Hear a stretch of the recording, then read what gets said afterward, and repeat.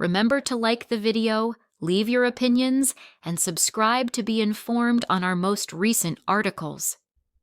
I never imagined that night would alter my perspective on all, my career, my decisions, and especially the man I had worked beside for more than 10 years. But certain times sneak up on you when you least expect them, unfolding like a perfectly timed symphony, each note hitting something deep inside of you. It began as a typical evening. The city's lights sparkled through the broad glass windows of the rooftop venue. The annual business gala had just finished. Stepping outside, breathing the fresh night air, thankful to be away from the commotion, the laughing of colleagues still rang in my ears. Reminders of the long hours spent standing and smiling, my heels pinched somewhat. Leaving already? I turned to find him, James Carter, my supervisor for the last 12 years. Silver at the temples, smartly dressed, and always carried himself with the confidence of a guy who has built something from the ground up. Though something in his expression that evening seemed altered, at 61 he was as calm and collected as always. "Just getting some air," I said, smiling slightly. Stepping next to me with his hands in his pockets, he said, "That was quite a party." His typical sense of authority softened by the streetlight shine. "It was, but I'll be honest. These events aren't really my thing," I said with a laugh. "Funny, you run them every year." "That's just business," he replied, bending his head slightly toward me. "You, on the other hand, really look to be enjoying yourself." I gave up. I guess I've picked up how to act. He chuckled softly, and for a while we stood in quiet contentment. Though the city buzzed all around us, in that little pocket of time there was only the two of us, side by side, free from the organized formalities of the office. Then came the words I had not anticipated. He said, "I'm not ready to leave home yet. Care to join me for a drink?" I was unsure. We often spoke outside of work, late-night calls, strategy sessions running into the evening, but this seemed unique. His tone had something unspoken that slightly quickened my heart rate. I eventually said, "Sure. Why not?" Away from the bright-lit towers of downtown and into a quieter section of the city, we went along the street. He took me to a tiny lounge with low lighting and mellow jazz playing in the background, cozy. It was the sort of location that seemed ageless, unaffected by the outside world's bustle. He untied his tie as we got comfortable in a corner booth, a move I had seldom observed. He gazed at me, actually gazed at me, as though viewing me in a different light. Swirling the amber liquid in his glass, he remarked, "You've been with the firm a long time." I nodded. 12 years. "Have you ever thought about how different life would have been had you taken another path?" His question took me by surprise. "Are you wondering whether I regret my decisions?"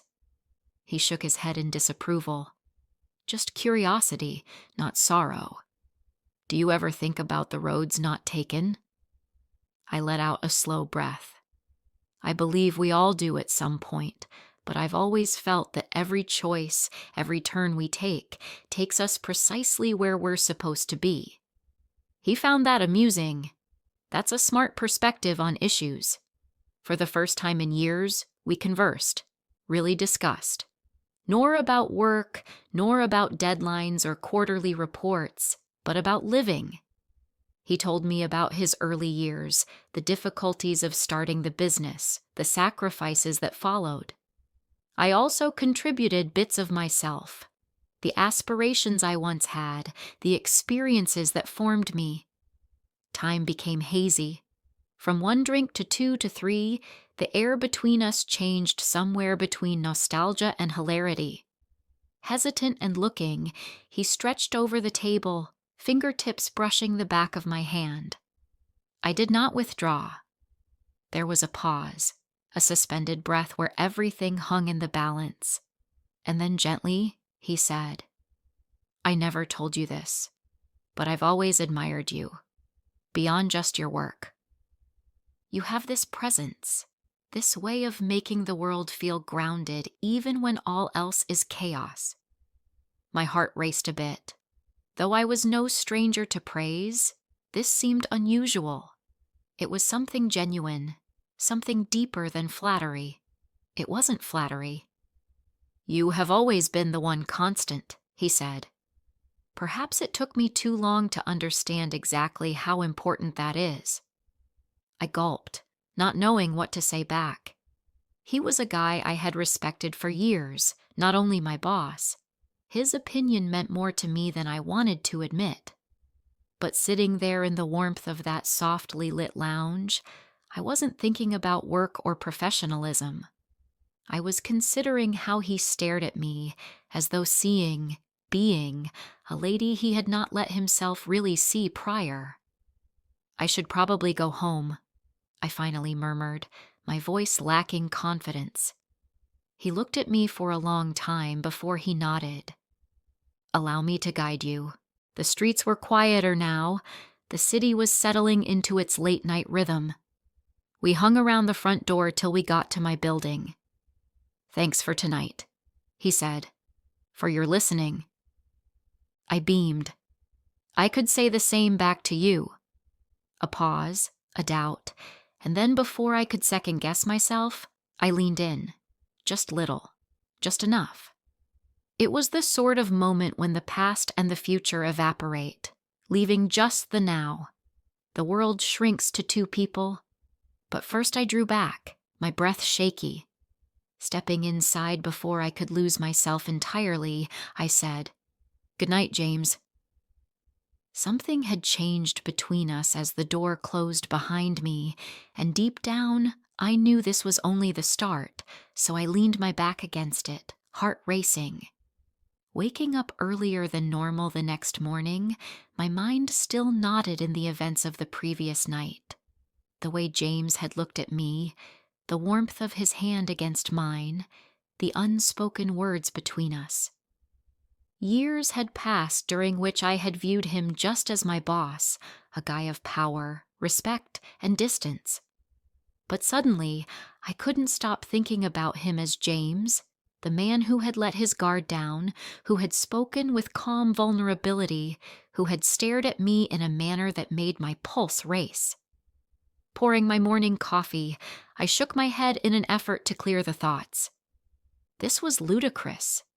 Nothing had occurred. Nothing could occur. Walking into the workplace, though, I felt a peculiar, lasting tension as though the air itself had altered. I saw him through his office's glass. Though he was on the phone, for the briefest time his eyes shot up to meet mine. A pause, a hesitancy, and then he smiled at me just a little, one only I would see. It was like a calm storm under my skin. Though my thoughts kept wandering, the day flew by in a whirlwind of meetings and emails. James's seeming more present than normal, stopping by my desk more than required, and holding my stare just a second too long didn't help. I was fidgety by late afternoon. I wanted fresh air to cleanse my head. Inhaling the cool fall air, I walked out onto the tiny office patio. Below the city buzzed a symphony of distant honks and conversation. So absorbed in thinking was I that I missed the door behind me opening. James's voice was quiet but sharp. "You've been avoiding me." I spun around, trying to chuckle softly. "Avoiding you? That's somewhat extreme." Hands in his pockets, he moved closer with that same unreadable expression on his face. Could it be? Rubbing my temples, I let out a sigh. "James, last night was different," he said to me. "I understand." I glanced up at him, at the guy I had labored beside for so many years, and yet in this moment, he felt strange. Perhaps, for the first time, I was seeing him clearly.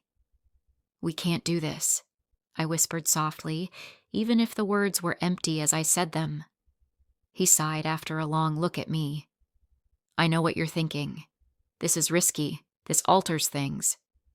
It does affect things, I stated emphatically. James, you're my boss. Expectations exist, as do rules.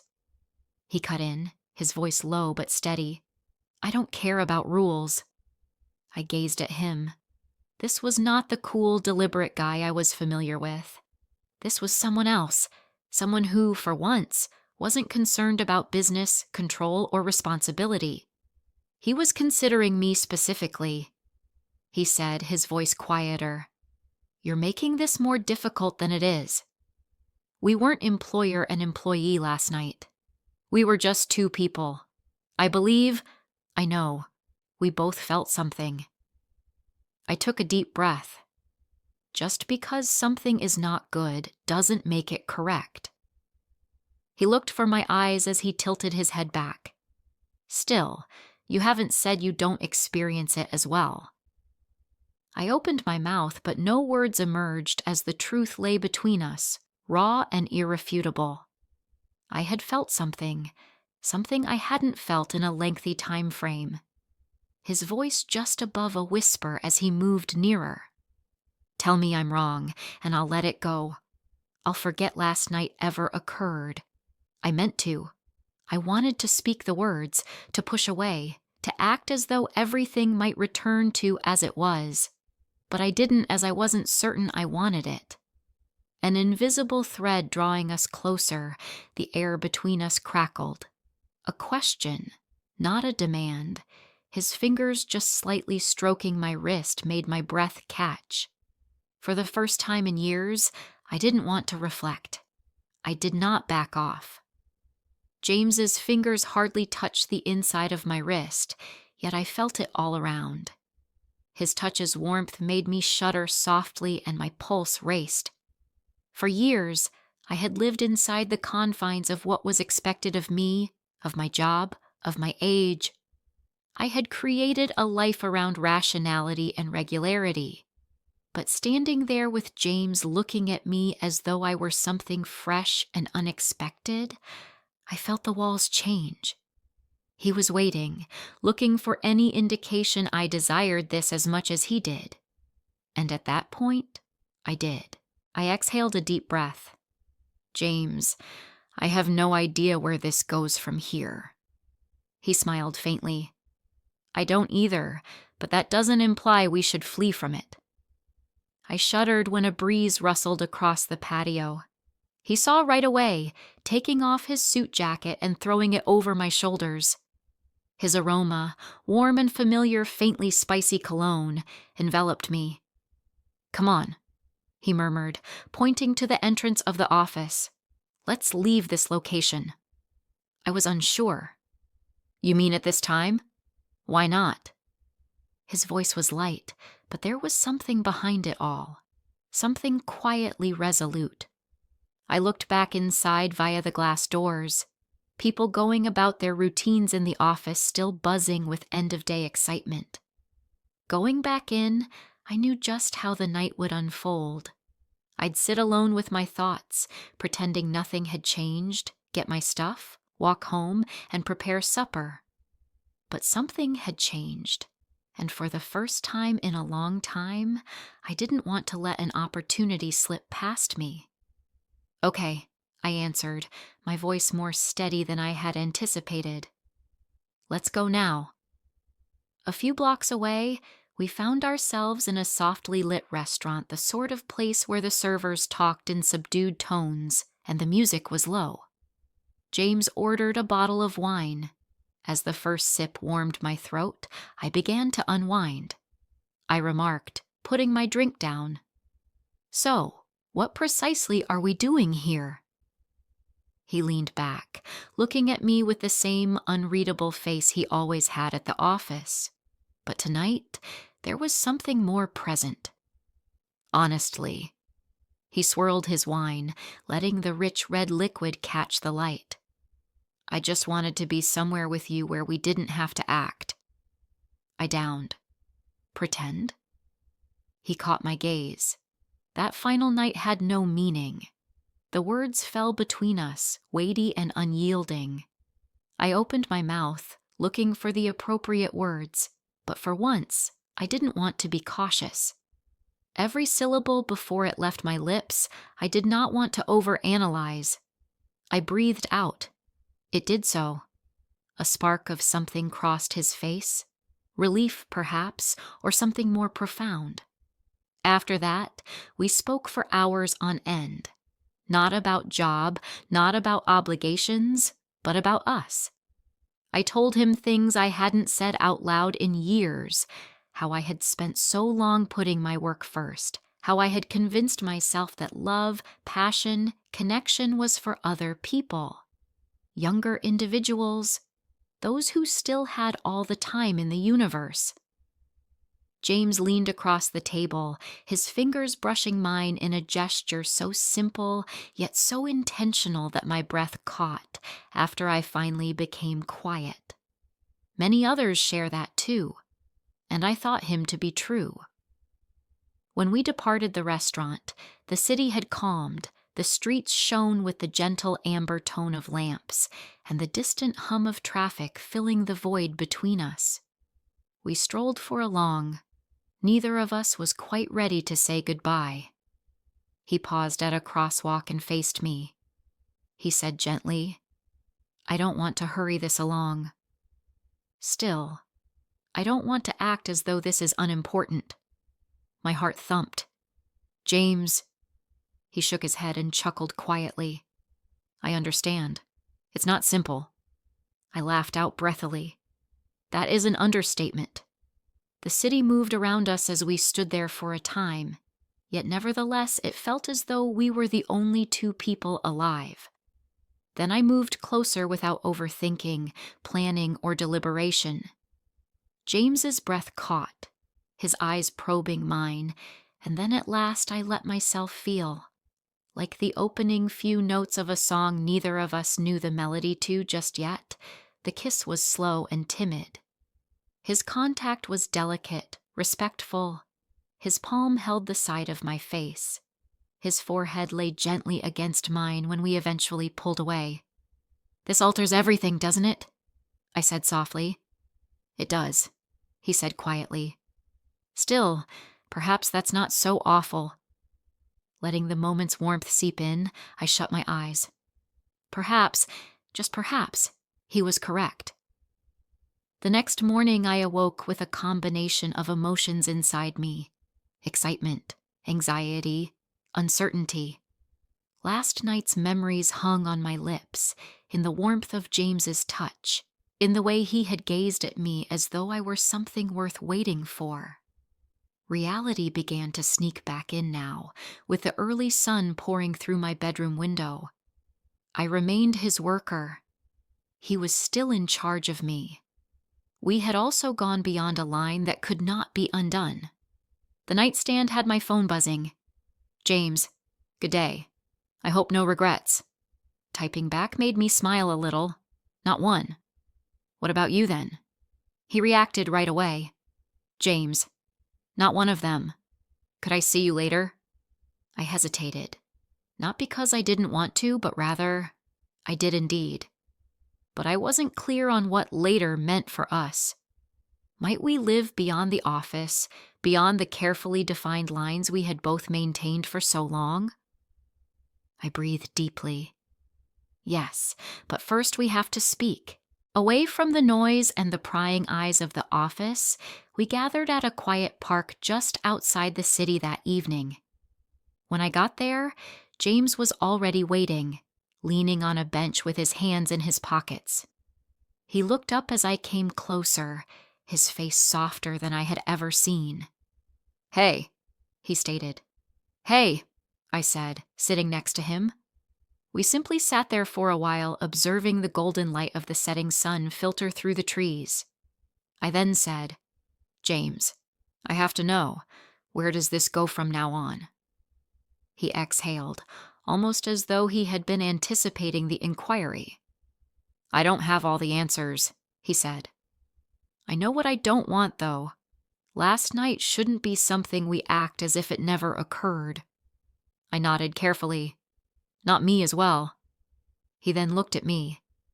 This should be about us, whatever that looks like, not rules or expectations. I took a drink. What about your job? He chuckled gently. This will not influence your job. You have worked too much for that.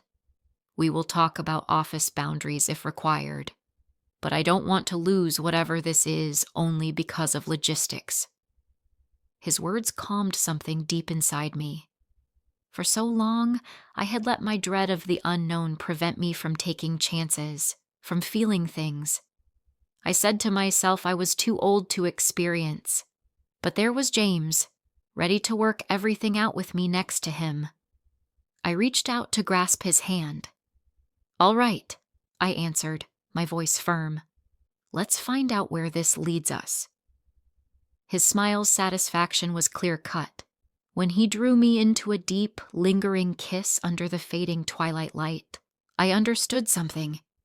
This was a fresh beginning, not only a night that turned unforgettable,